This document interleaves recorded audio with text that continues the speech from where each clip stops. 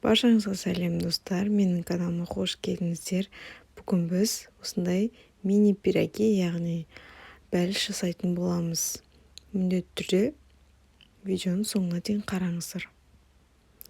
Ең бірінші қамыр илейтін ыдысымызға ұн салып, үстінен сода, тұз, қант салып, осы құрғақ заттарымызды бірінші араластырып аламыз.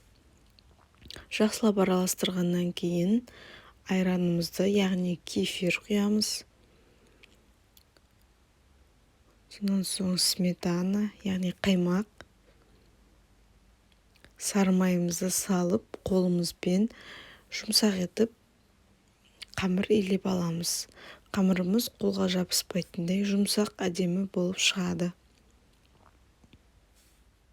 Мінекей біздің қамырымыз дайын болды.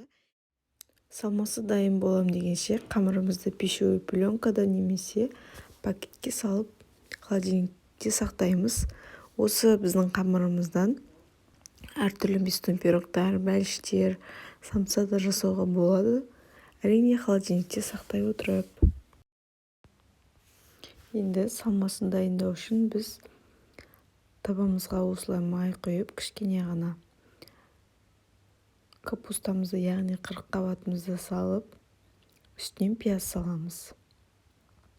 Екеуін біркелікте араластыра отыра қуырып аламыз. Үстінен тұз, дәміне қарай бұрыш, дәмдеуіштер салсаңыз болады, өзіңіздің қалауыңызша. Мен тұз және қарабұрыш салдым. Осылай араластырып отырып қуырып аламыз. Міне капустамыз осылай жұмсақ болып қуырылғаннан соң, осылай тарелкаға салып алып, қамырымызды дайындаймыз. Қамырымызды біз жаңғақтай бөліктерге бөліп, дөңгелек етіп аламыз.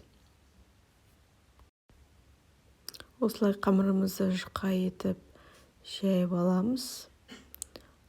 Арасына салмамызды салып, екі жағын қосып, яғни осындай бәліш пішін беріп, тағы да қолымызбен жақсылап қысып қоямыз.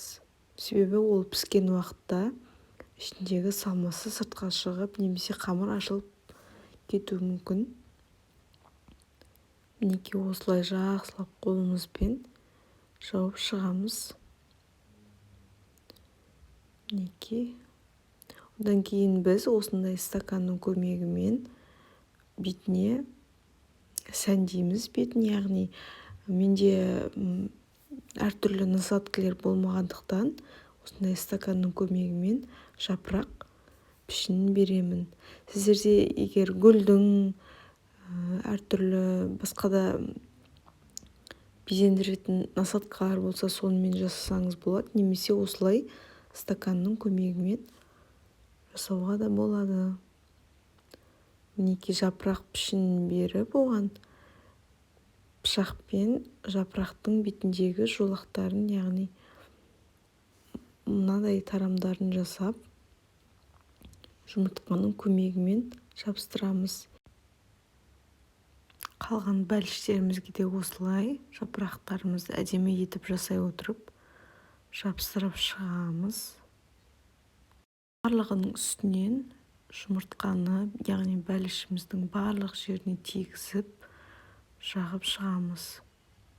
Барлығына жағып шыққаннан соң 180 градуста 30-40 минутта пісіріп аламыз.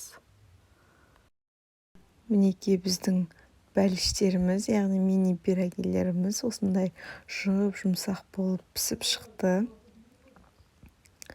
Қып-қызыл болып, ортасын ашып көрсетейін. Капустамен. Достар, міндетті түрде жасап көріңіздер, лайк басып, комментарий қалдырып кетуді ұмытпаңыздар.